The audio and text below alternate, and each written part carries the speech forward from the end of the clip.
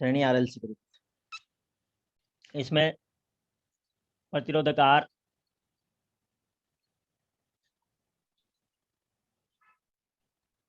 Inductor L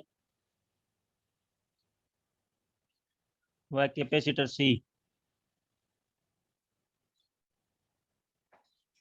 तीनों श्रेणी क्रम में जुड़े होते हैं। तीनों श्रेणी क्रम में जुड़े होते हैं। श्रेणी आरएलसी परिपथ कहलाता है। प्रतिरोधक R, inductor L, capacitor C तीनों सीरीज में जुड़े होते हैं। और जो धारा प्रवाहित होती है वो परिणामी धारा टोटल करंट होती है। क्योंकि श्रेणी क्रम में धारा समान होती है तो सब में जो धारा प्रवाहित होती है वो कुल धारा कहलाती है। ये सी है, ये एल है, ये आर है। आर के सिरों पर वोल्टेज को वी आर, एल के सिरों पर वोल्टेज को वी एल, सी के सिरों पर वोल्टेज को वी सी से प्रदर्शित करते हैं।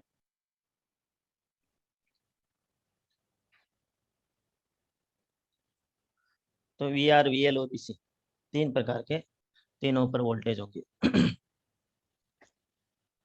आपने आर एल परिपथ पढ़ा है। आर एल परिपथ का वेक्टर डायग्राम कैसा होता है? वी आर, आई और वी एल। इसमें वी एल है वो धारा से 90 डिग्री आगे चलता है।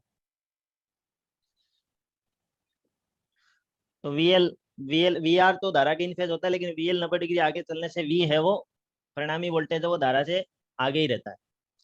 परिणामी वोल्टेज है वो धारा से आगे ही रहता है। आपने आर सी परिपथ पढ़ा था। आर सी में क्या होता है? आई, वी आर।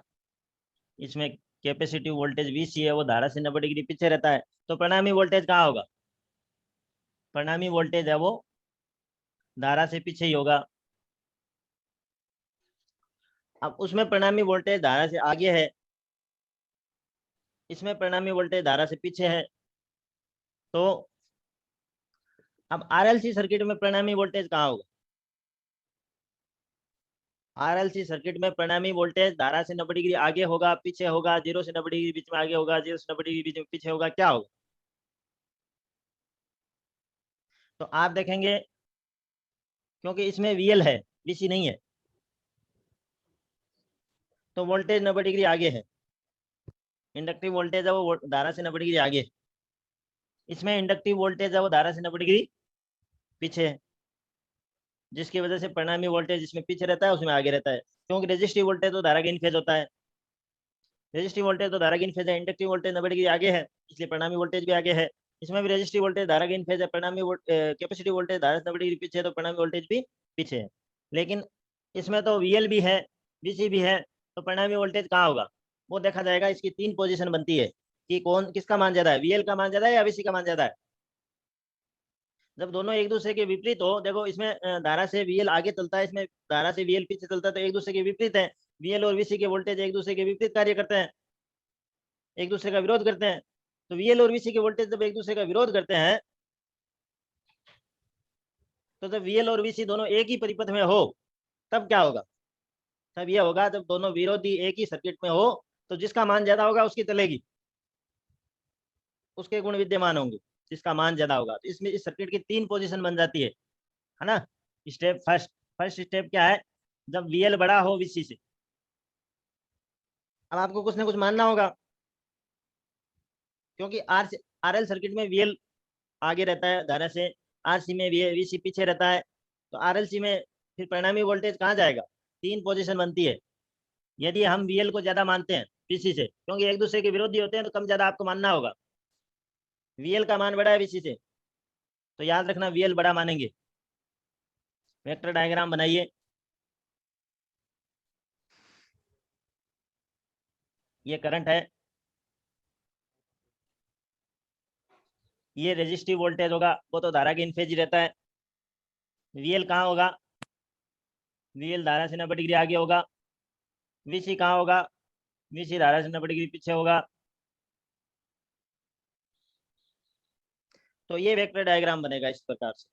अब वीसी का मान कम लिया है मैंने, वीएल का मान बढ़ा लिया है। वीएल की लाइन बड़ी है, वीसी की लाइन छोटी है।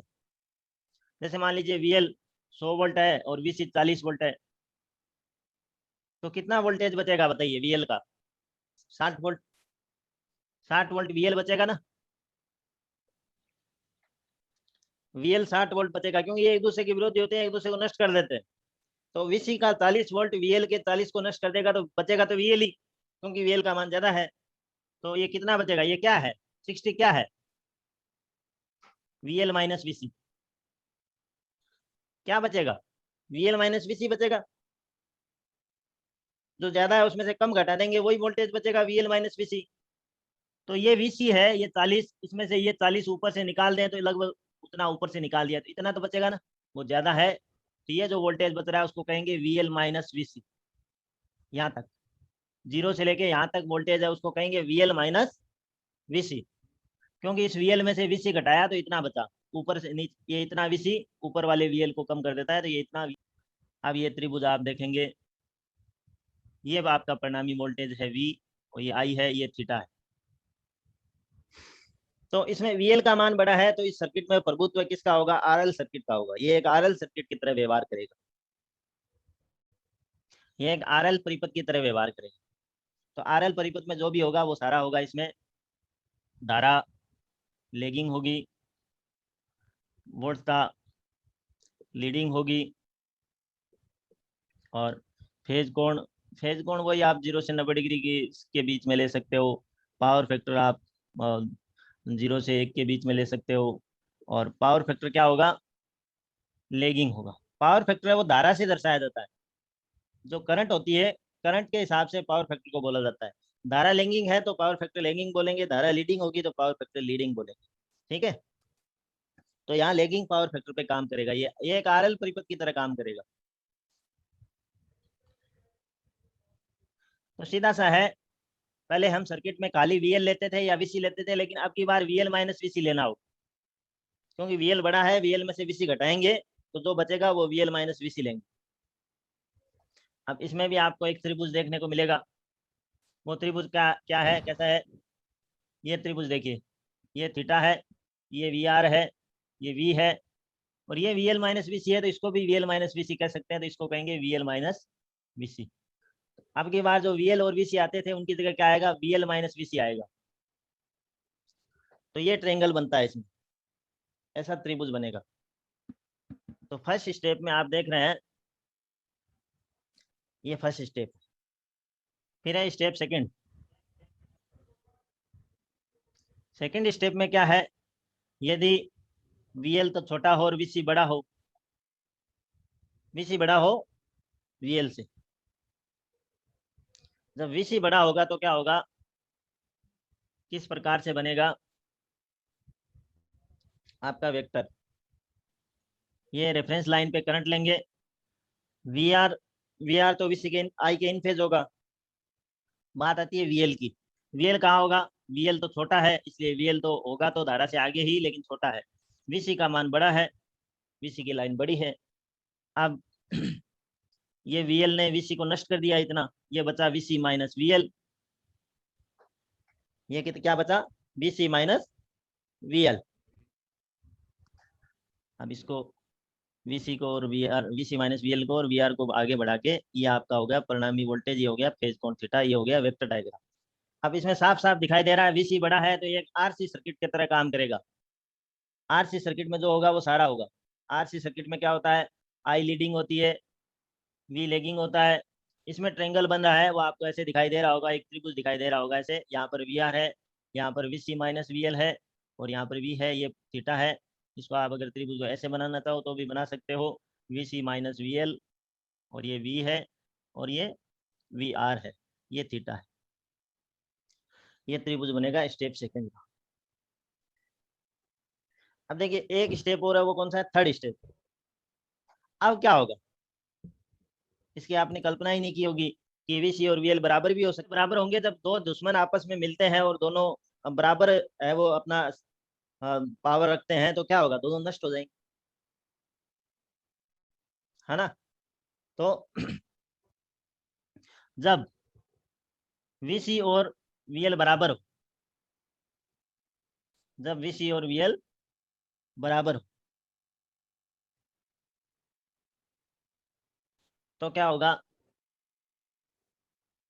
एकदम सिंपल सा सर्किट बनाता हूँ। ये I है, ये VR है, वोल्टेज धारा के रेजिस्टिव वोल्टेज धारा के इन फेज होता है, ये VL है, ये VC है, दोनों एक दूसरे के बराबर है, दोनों नष्ट हो जाएंगे। इसका वेक्टर बनेगा ऐसा, आपको याद आ रहा होगा ये सर्किट वेक्टर किसका है, प्योर रेजिस्टिव सर्किट। ये प्योर रेजिस्टिव सर्किट बन जाएगा क्योंकि VL और VC एक दूसरे से नष्ट हो जाएंगे और इसको रेजोनेंस परिपथ कहते हैं। RLC परिपथ में जब VC और VL का मान बराबर हो तो ऐसे परिपथ को रेजोनेंस परिपथ कहते हैं।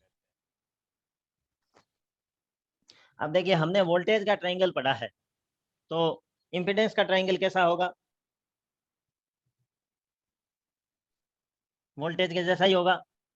इसका इम्पीडेंस ट्रायंगल बनाएंगे Z XL माइनस XC और R, ये हो गया थीटा। इसका इम्पीडेंस ट्रायंगल बनाएंगे XC minus XL Z R और थीटा, ये इम्पीडेंस त्रिभुज बनेंगे। तो जब VL बड़ा है VC से तो इसमें XL बड़ा है होगा XC से, ये भी कह सकते हैं, क्योंकि VL बराबर क्या होता है I इंटू XL, VC बराबर क्या होता है I इंटू XC। धारा तो समान होती है, जब VL बड़ा है तो XL भी बड़ा होगा, VC छोटा है तो XC भी छोटा होगा, होगा कि नहीं होगा। धारा तो बराबर होती है, इंडक्टर कैपेसिटर प्रतिरोधक सब में धारा समान होती है। तो VL बराबर I इंटू XL होता है, VC बराबर I इंटू XC होता है। जब VL बड़ा है VC से तो XL भी बड़ा होगा XC से। जब VL छोटा है तो XL छोटा होगा XC से, ये भी कह सकते हैं। VL बड़ा हो VC से या फिर XL बड़ा हो XC से, VL छोटा हो VC से या XL छोटा हो XC से। ये स्टेप हो गया सेकंड, ये हो गया स्टेप फर्स्ट और ये है स्टेप थर्ड। जब VL बराबर हो VC से या XL बराबर हो XC के, ये थर्ड स्टेप है। 3 स्टेप में इसे आप RLC श्रेणी RLC सर्किट को समझ सकते हैं। तो ये एक रेजोनेंस सर्किट है, स्टेप थर्ड में जो सर्किट है रेजोनेंस सर्किट है। इसका वेक्टर डायग्राम हमने देख लिया है और इस सर्किट की कुल बाधा क्या होगी, R ही होगी ओनली, ना XL होगा ना XC होगा,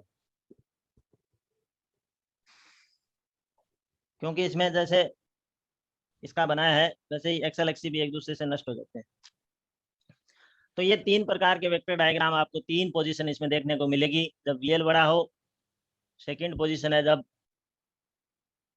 VC बड़ा हो, थर्ड पोजीशन है जब तीनों बराबर। तो इस सर्किट में 3 वेक्टर डायग्राम आपको देखने को मिलेगी। श्रेणी RLC सर्किट के जो सूत्र है वो